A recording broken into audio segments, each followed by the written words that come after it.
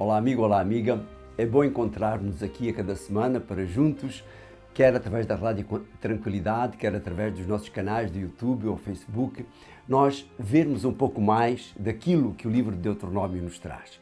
Este livro que foi dado especialmente para o povo de Israel como uma memória, mas que serve também para nos ajudar a compreender o amor de Deus pela humanidade, por eles e, enfim, por cada um de nós.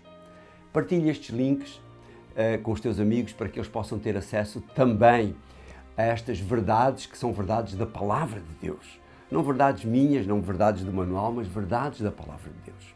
Esta semana nós chegamos à lição número 6, que tem como título Que Nação Tão Grande.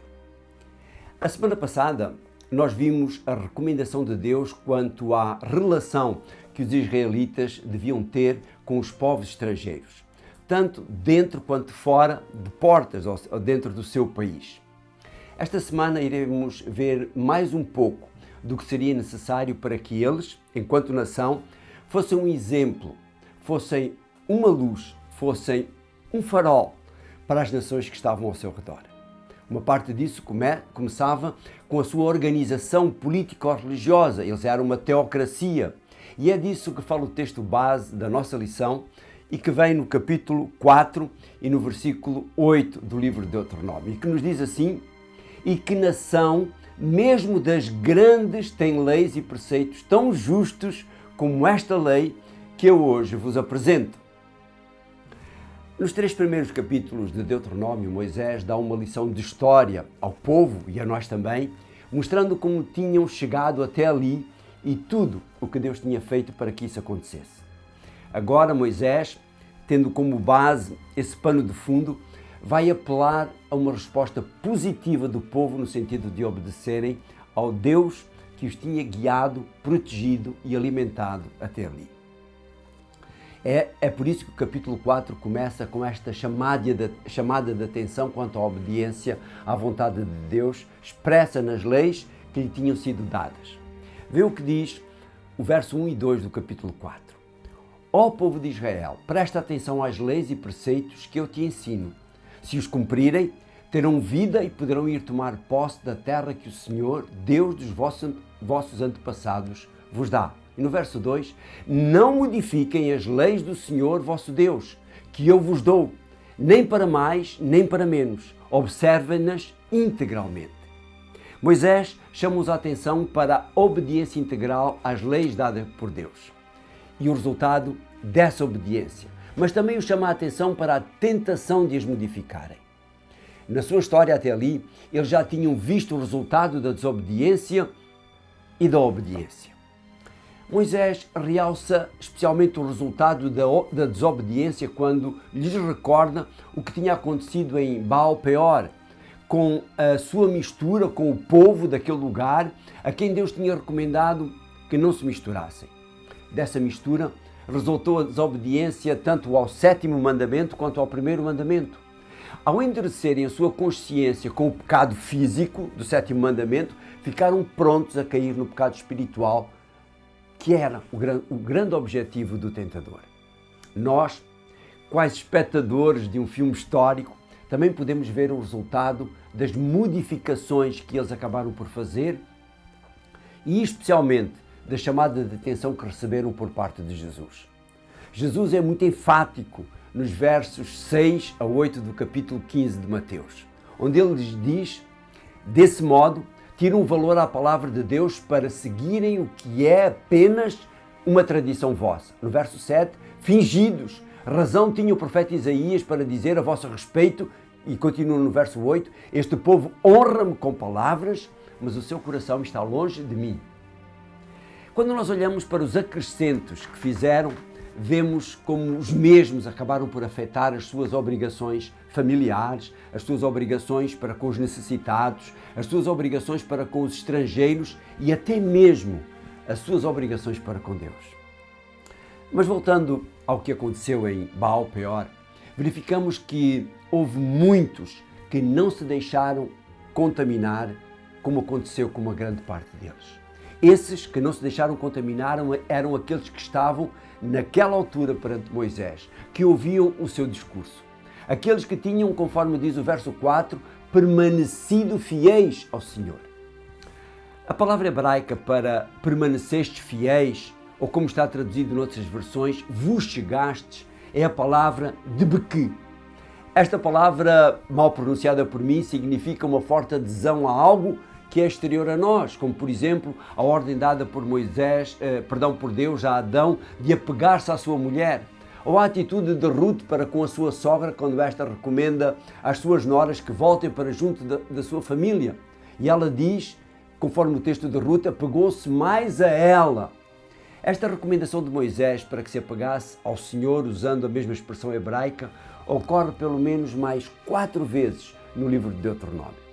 Olhando para um destes textos, por exemplo, no capítulo 13, no verso 4, o Senhor, através de Moisés, diz: sigam somente o Senhor vosso Deus e tenham-lhe respeito, cumpram os seus mandamentos e obedeçam às suas ordens, sirvam-no e permaneçam fiéis a Ele.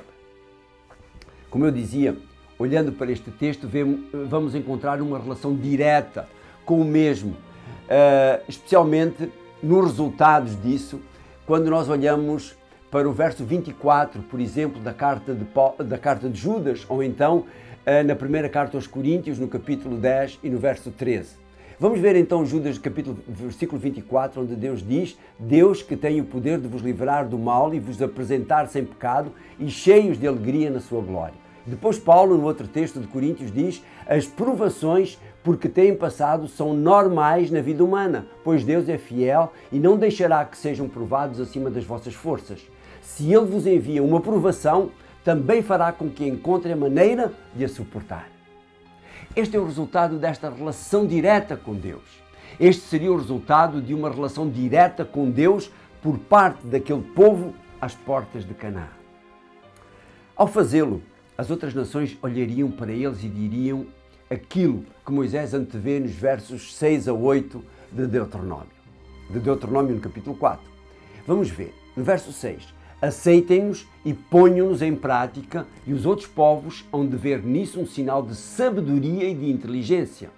Quando eles ouvirem falar destas leis, poderão dizer: só este grande povo possui uma tal sabedoria e inteligência. Depois no verso 7 diz, conforme já tínhamos visto lá atrás, que nação, mesmo das grandes, tem deuses tão próximos como nós temos o Senhor nosso Deus. De facto, Ele está sempre próximo daqueles que chamam por Ele. E no verso 8, e que nação, mesmo das grandes, tem leis e preceitos tão justos como esta lei que eu hoje vos apresento. Esta seria a grande nação prometida por Deus a Abraão. Esta seria a nação na qual seriam benditas todas as famílias da terra. Esta também seria a nação da qual viria o Salvador da humanidade, fazendo dela uma nação ainda mais especial. E é isso que diz Isaías no capítulo 49, no verso 8 do seu livro. Diz: eu quero que sejas a luz das nações para que a minha salvação chegue aos confins da terra. Àquele povo foram dadas por Deus leis das mais variadas áreas, que fariam deles um exemplo para todas as nações. Leis na área da saúde, como o que comer e o que não comer, que são válidas ainda hoje. Leis civis que estabeleciam uma igualdade entre todos eles, ricos e pobres, cultos e incultos, nacionais e estrangeiros. Leis que ajudavam na preservação da propriedade e da família. Leis que, embora com caráter religioso, serviam de base ao relacionamento quer para com Deus, quer para com os outros seres humanos. Leis que lhes lembravam que um dia viria um Salvador para estabelecer a relação, para restabelecer a relação inicial entre Deus e a humanidade. Sim, essas leis deviam fazer os povos ao redor, bem como a humanidade hoje em dia, olhar para quem lhes obedecesse, dizer aquilo que Moisés reafirma no verso 6 do capítulo 4. Aceitem-nos e ponham-nos em prática, e os outros povos hão de ver nisso um sinal de sabedoria e inteligência. Quando eles ouvirem falar destas leis, poderão dizer: só este grande povo possui uma tal sabedoria e inteligência. Ellen White, no livro Parábolas de Jesus, na página 194, diz a respeito desta obediência. A sua obediência à lei de Deus torná-los-ia numa maravilha de prosperidade perante as nações do mundo. Aquele que podia dar-lhes sabedoria e perícia em cada artifício continuaria a ser o seu mestre e enobrecê-los-ia e elevá-los-ia pela obediência às suas leis. Se fossem obedientes, seriam preservados das enfermidades que afligiam as outras nações e seriam abençoados com vigor intelectual. A glória de Deus, a sua majestade e o seu poder deviam ser revelados em toda a sua prosperidade. Deveriam ser um reino de sacerdotes e de príncipes. Deus proporcionou-lhes todas as possibilidades para se tornarem na maior nação da terra. Estes eram os conselhos do Deus Criador. Deus que sabe o que é melhor para o ser humano. Deus que conhecia cada um deles melhor do que eles próprios se conheciam. Deus que me conhece e te conhece melhor do que eu e tu nos conhecemos. É por isso que Deus nos convida a que nos debeque a Ele, que nos acheguemos a Ele, que aceitemos os seus ensinos, as suas leis. Porque isso é o melhor para mim, para ti, para cada um de nós. Quão diferente seria a humanidade se toda ela fizesse a vontade de Deus. Quão diferente seria aquele povo que ainda hoje vive naquela terra assolada pela guerra constante, se eles tão somente tivessem sempre, mas sempre, obedecido à voz do Senhor. Pai nosso, obrigado por estes exemplos. Infelizmente, muitas vezes são exemplos negativos, mas que nos devem ajudar a abrir os olhos para ver como nós aceitamos a Tua vontade, como nós aceitamos as Tuas leis e as consequências, ou melhor, os resultados positivos de nós as aceitarmos e colocarmos em prática na nossa vida. Abençoa este amigo, esta amiga, para que eles possam também obedecer à Tua vontade e usufruir desses benefícios. Estas coisas pedimos no nome santo de Jesus, o nosso querido Salvador. Amém.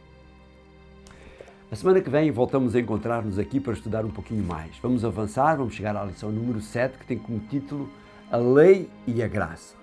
Isto parece um assunto do Novo Testamento, parece um assunto de Paulo, mas ele está também no livro de Deuteronômio.